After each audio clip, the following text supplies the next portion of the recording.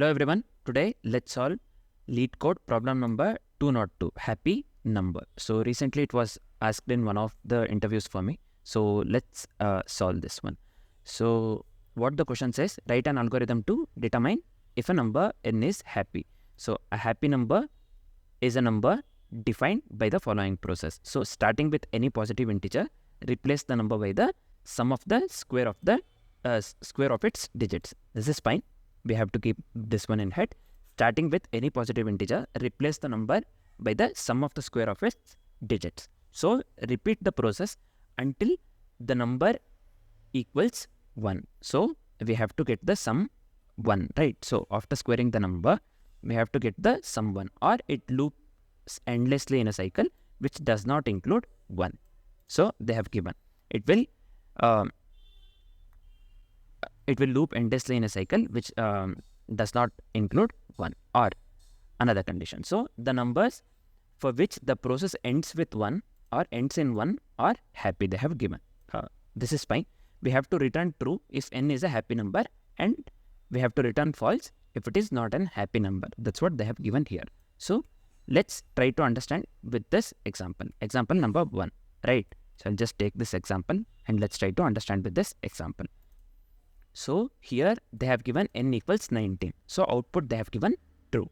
So let's see what they have done. So first what we are doing, we are splitting the numbers into 2. This one here, 19. So 1 square plus 9 square, 1 square plus 9 square they have done. That is nothing but 82 we have got. The sum should be 1, right? So if the sum is not equal to 1, then we will be returning false. So that's what we have to do. So here the sum is not equal to 1 basically. So next we'll again take the product of these two numbers. We will split this one and we will get the sum. We'll try to get the sum. That's what they have done here. 82 they have got, and 8 square plus 2 square is nothing but this one, 68. Again it is not equal to 1. We have come here, 6 square. Again we'll take the product. We are doing this one, 6 square plus 8 square, nothing but 100 we have got. So again the sum is not equal to 1. This 100. Now if we square this, 1 square is 1, 0, nothing but 0 and 0. 1 plus 0, 0 is nothing but 1. Finally, we have got 1. So the output we are returning here is true. So this is similar to the example. Will not get the this one. Sum as 1. So the output is false. So how can we implement this one in code? So in the JavaScript, we can for segregating the numbers into 2. Initially 19 we have got, right, for segregation. So segregating the numbers into 2, nothing but for splitting the numbers into 2 or breaking the numbers into 2, we can make use of split function in JavaScript. So while we make use of the split function, this will be in the string, right? So what we can do, we can convert this one into the string. And we can split this one. Then we will get 1 and 9 as different numbers. Then we can make use of map function or the for each.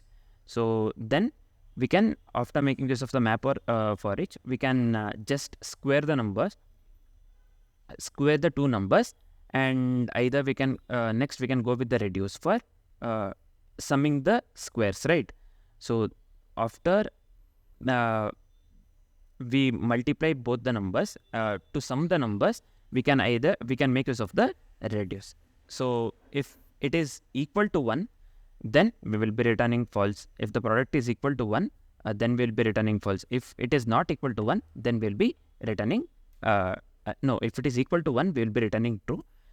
If it is not equal to 1, then finally we will be returning false. Let's see how can we implement that one using JavaScript code, right? So just give me a second. I'll just come here. First, we'll initialize an empty array to store the numbers we have already seen. Nothing but to detect the cycles, right? So I'll just give check. This is simple. Next, let's continue looping until the number becomes 1. Nothing but until it's an happy number, right? So for that one, I'll just make use of the while loop. While n not equal to 1. So what I'll do, if n is already in the check, so it means we are in a cycle, so we'll be returning false. So it shouldn't be checked, right? So I'll just make use of the includes keyword, and then we'll return false direct. So after that, what we'll do, we'll add the current number n to the checked array. So this is simple. I'll just make use of the push operation for this. Check dot push of n. This is fine. Next, what we'll be doing, we will convert the n to string first, just to make use of the split operation. So we'll be converting the n to string. We'll split into individual characters, as I had showed by taking this example. We'll split that one to the individual characters. Then I'll be making use of map in my case. You can make use of for each as well. So map each character back into an integer. So we'll be mapping each character back into an integer. So first we will be converting that one to the string.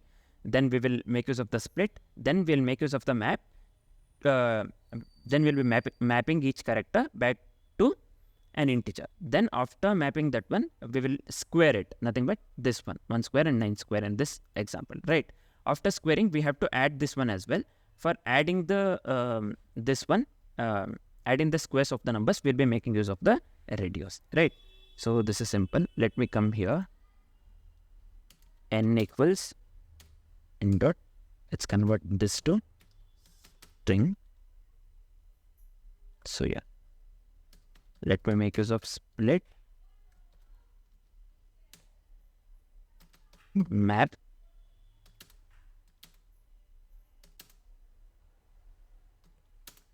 to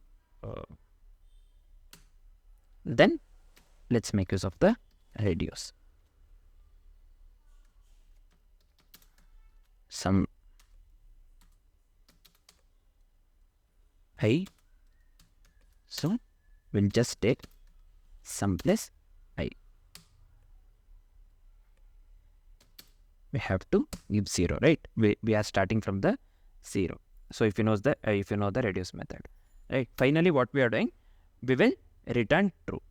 So just if we break out of the loop, the number is said to be happy. Nothing but if the number will be equal to 1, right? If the sum of the number, finally, if it is equal to 1, then we will be returning true.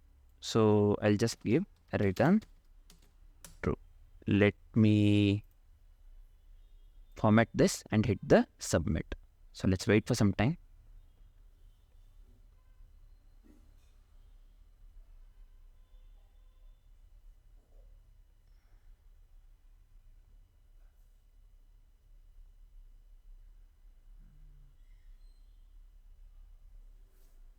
So what happened to this?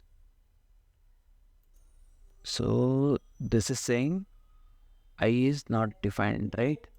So here, yeah, this has to be arrow function. I have given equals. Sorry, let me hit the submit again. So now this works correctly, right? So what will be the time complexity and the space complexity?